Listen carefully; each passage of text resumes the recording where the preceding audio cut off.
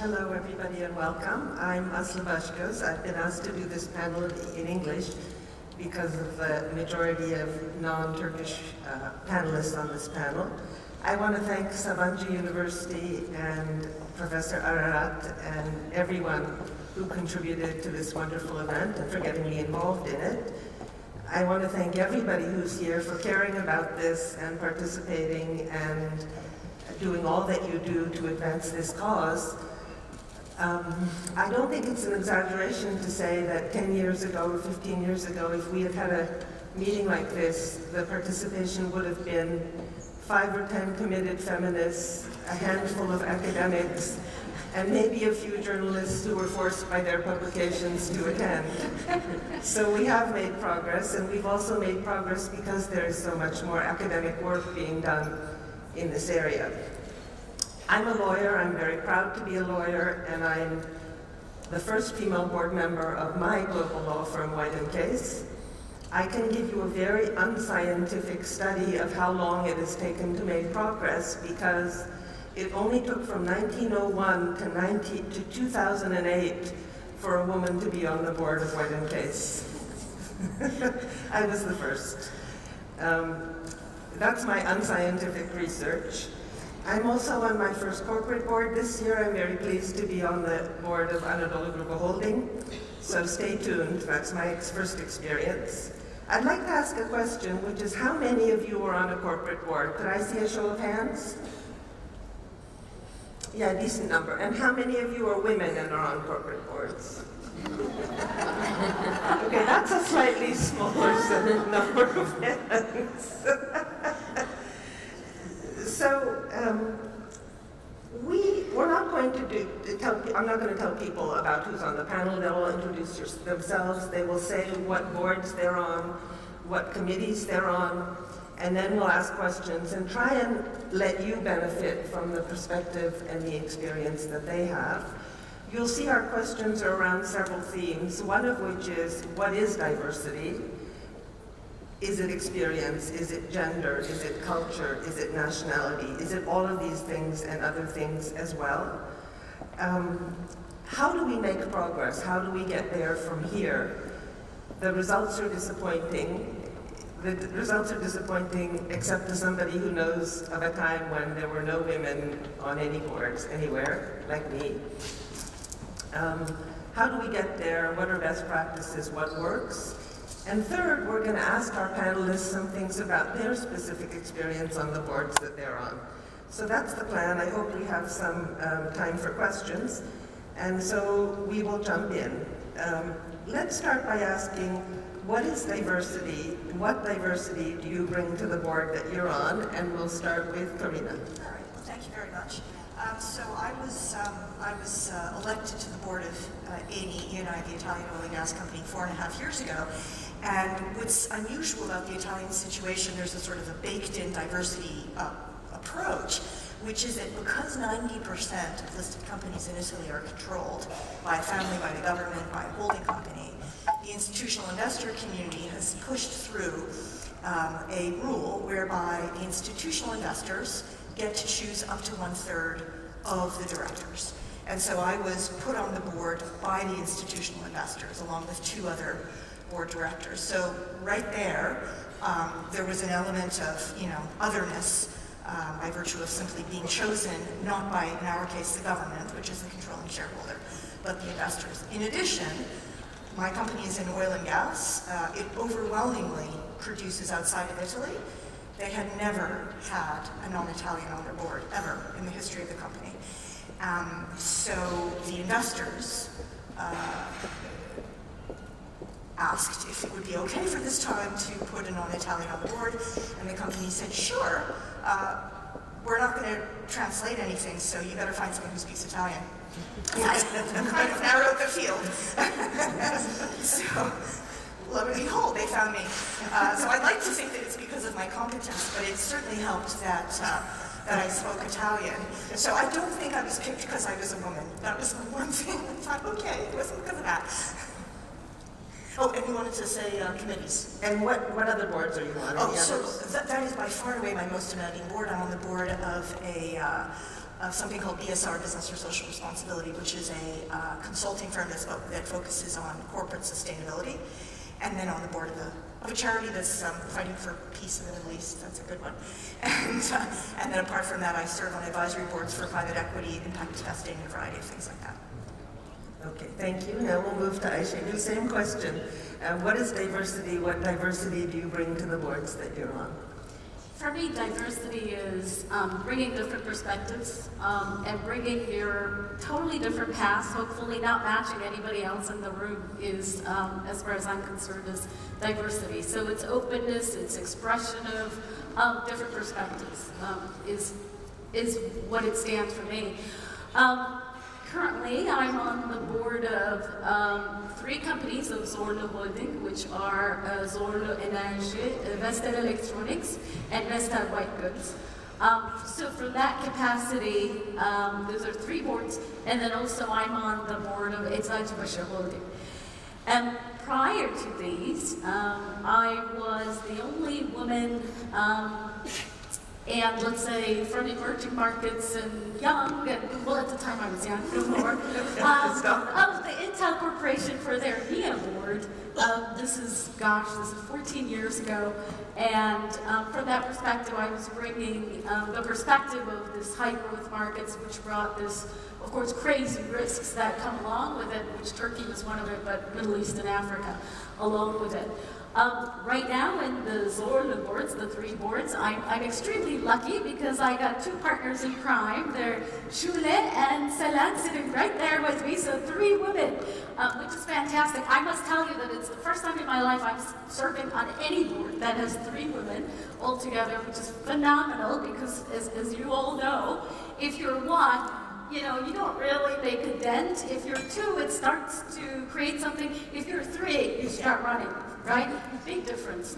And from an Eczacıbaşı perspective, I'm on the investment committee of Eczacıbaşı, and I'm working very closely together with Esra Eczacıbaşı, who's not yet on the board, but I'm sure the day will come that she will step up there. So. Thank you. Ahmet, what about you? What diversity do you bring, and how do you use it? Well, on this panel. Yes. You want an example for diversity? Here I am. It's such a good feeling, isn't it, to be in the majority? It's just such a good feeling. Diversity, it's diversity actually, and I'm so very much proud of being actually a good example for the diversity among those really wonderful ladies. Well, what is diversity? I mean, I would pretty much say actually from company to company the definition of that diversity varies actually. And my companies, for example, in the US, the diversity has got different perspective. For example, diversity is gender diversity. The diversity is the race diversity. Actually, the thing is African American, white American, and so on, Indians, indigenous, and so on and so forth. And on top of it, actually, the foreigners diversity. And the other thing what Ayşegül has already said, actually, to bring a different perspective to the board. I mean, the diversity in the sense of a very broad meaning, at least in the board what I was doing. And the reason that I'm being, for example, I guess I'm elected the board member, the independent board member of the international board, is probably that I'm actually the only foreigner in a company who has the name of the international. You know? That's actually the name of the company, International Paper, and I'm the only one who has bring the capacity or the characteristic of being international.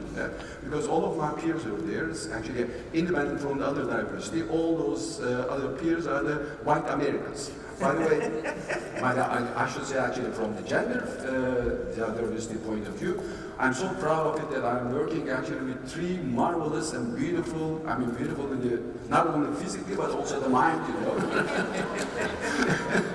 Ladies together, so I'm really very much happy. So I was telling actually to Aslanım at the beginning of my preparation session, one of my female peers is actually, can you imagine, I'm so excited to meet him. He is the very first female spacewalker. She's an astronaut, you know.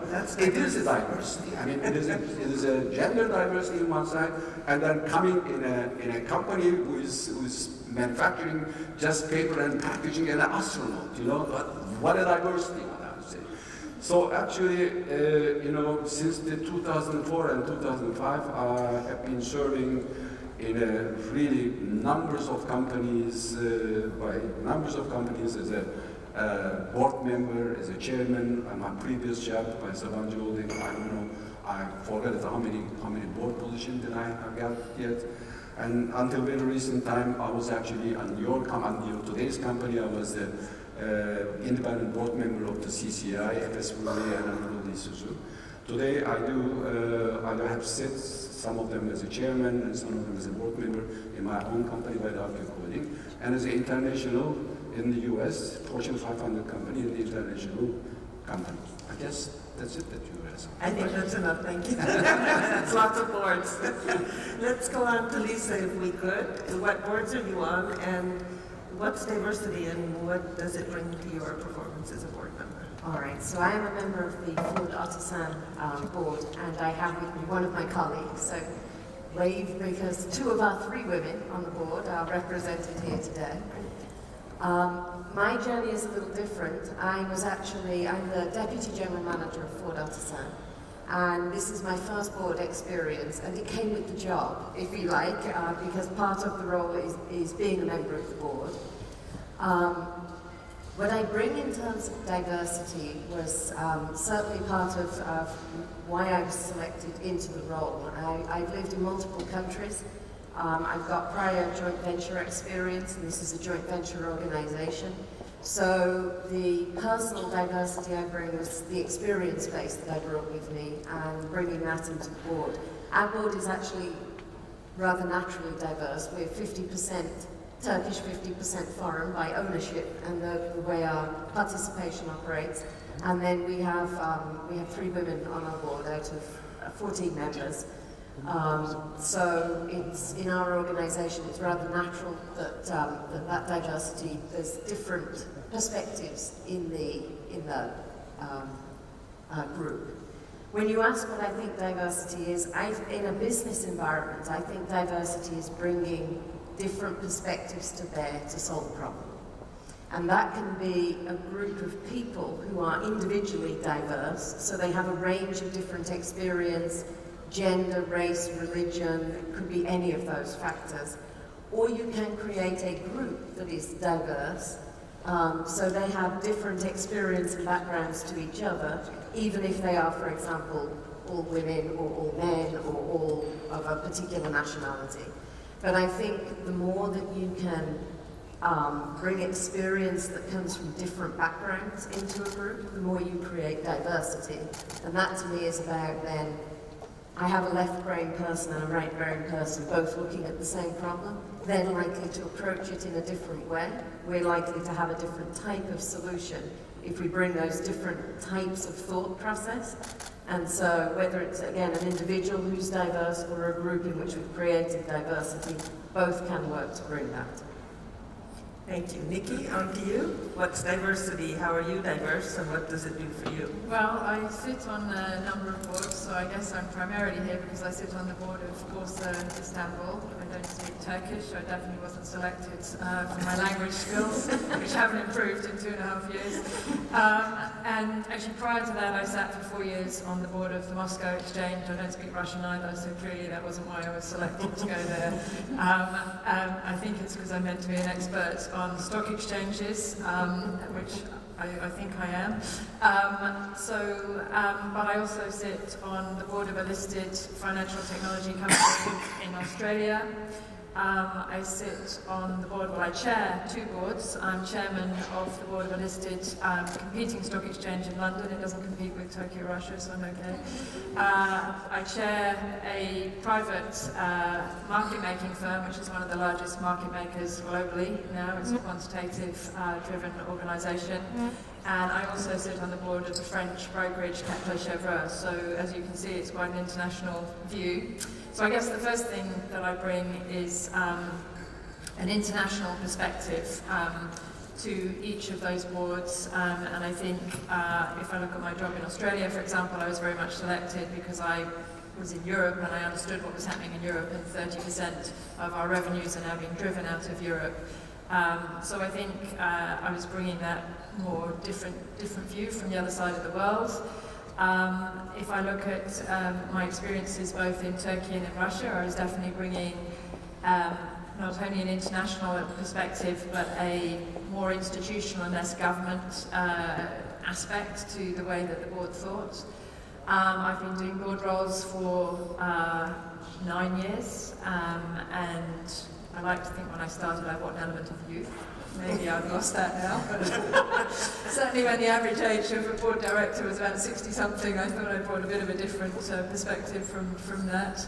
And I think you just talked about left brain, right brain, Lisa. I'm not an accountant. A lot of board directors are accountants. I'm more of a strategist, so I think I bring a long-term vision. I see the softer side of things, which is not always easy to get across on a board when everybody's looking at numbers, which of course are important. So I think those are the different perspectives that I would say I bring. Thank you. And I have a question for you. Where the heck do you live, given all those sports you know? I live in London, but actually I feel like I live in a bag, really, a raspberry bag, so yes, it's hard. So we'll start the second question with you, and that is, how do we get where we want to go from where we are now? On the boards you're on, in the companies you're involved in, where do you feel the pressure coming from to have more diverse sports, and what can we do? What can each of us do, and what can we do about it? So the pressure is different in each of the places that I go to. So actually, funnily enough, in Australia, I felt the pressure was greatest to get women onto the board, and probably there was a really focused attempt to do that. My other board roles, I don't think have come from the female pressure perspective. And so right now, sometimes I feel like I'm the only person driving the pressure and saying we need to have more women on the board. So first of all, getting a woman on the board helps because they start to think more about diversity overall. I think René's point earlier that actually it's about workforce participation. I mean, it's not just about the fact that we want to get women on boards, it's like how do we get women through the workforce that they feel competent, that they feel confident, to be moving up into those sorts of levels. And I think in order to get more women participating in the workforce and wanting to continue through to those sort of executive roles that then lead to board, I think it's very much about organisational values and espousing a culture that really attracts women. It's not just about lip service, but it's about what makes this organisation attractive for women to want to work there and carry on working there. Because we're seeing an awful lot of women drop out just at the critical juncture when they might rise up and go on to be board members. So I don't think it's just at this top level. It's sort of coming right the way through that we need to make the changes. Can I build on that? Please. Because I would say when you look at our board makeup and in the Ford Ottosand board, it really reflects that. In both of our owners, we have very proactive gender diversity practices and policies. And what we see is a higher female board participation, but not because I feel pressure at the board. It's not actually a topic I remember us discussing at any point in the board. We talk about the company policies below, but not the board policy. But what you can see is that the women that are coming through the organisation, or the people that are coming through the organisation, there are enough women at that level to then populate the board because each of our partners selects from their operating organisations. So if I look, we've had two, I guess within a year, it would have been maybe 18 months, the last two new board members joined, both of whom were women, not because we went out and selected, but because naturally there were women in the pipeline who could come through.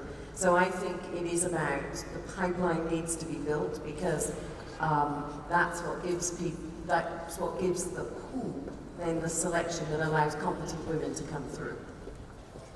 Please do, Karen.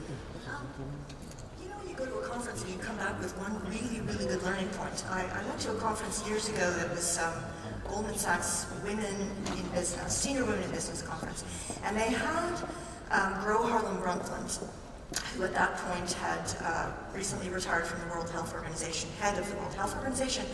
But she had come there from being Prime Minister of Norway and Health Minister of Norway prior to that. And she's a trained doctor. And somebody in the audience said, Mrs. Brundtland, your country is so far ahead of the rest of us. What is your secret? And she said, my secret is that I delivered a lot of babies before I became health minister. So when I became health minister, I brought one important lesson from delivering those babies, which is in the first few days after the birth of that baby, it is absolutely critical for the father to be involved in the childbearing.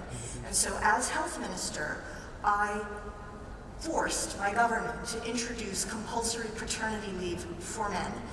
And it was conditional. Women getting their leave was conditional on their male partners taking a minimum number of months of leave. She said there was huge resistance in my government to doing it. We're going to be uncompetitive, we're going to be unproductive, all that stuff. Because of course women losing a year of work doesn't affect anything. And she pushed it through, and she said that drove a complete transformation in the corporate culture, because suddenly you had men. She said, because it's so essential for men to bond in those first few weeks, you would then find yourself for a period of a decade or so, men getting up and saying, actually, it's my day to pick up the kids, if you'll excuse me, I have to leave. And that is what has flowed through into Norwegian society in a way that we haven't seen in other countries. So I took that back, and the first thing I said to my company is, we need to introduce parental leave for both genders, and we need to really, we can't force it, but we can encourage the men to take it. And then also the UK government was doing a consultation on how to improve women's participation in various levels of business. I actually sat down with the Deputy Prime Minister to push that idea on him. And they did. They introduced shared parental leave in the UK, whereby any parent can take the totality of the parental leave and split it in any proportion they like between both parents. Few men still take it up, but it's up to companies to encourage the men to take up their share of the parental leave. And as the mother of 3 daughters, I can tell you I pressure my sons-in-law to do their share of the parenting, because I don't want my smart girls to sit at home and bear, 99% of the childbearing responsibility so that my sons-in-law can have glorious careers. I want it to be fair. I want them to pick. We can't be super women all the time, right? We need our husbands and our sons-in-law to do their share. So I think if we're going to change this, we have to get the boys on board too. Thank you. Right. Yes, please. Sure. I think the problem that we're trying to solve for as companies is dramatically changing from the perspective that who's the customer we're trying to sell to. This enormous amount of, call it democratization or dispersion of money and power equally across the world through technology and the dispersion of internet, be it an 11-year-old boy in India or whatever 80-year-old woman in Turkey, or my dad who sits in his mirror, he's 84 and he constantly shouts and makes decisions for himself, or whether it's Lima in Chile or Peru or what have you. Ultimately, the people and the audience we're telling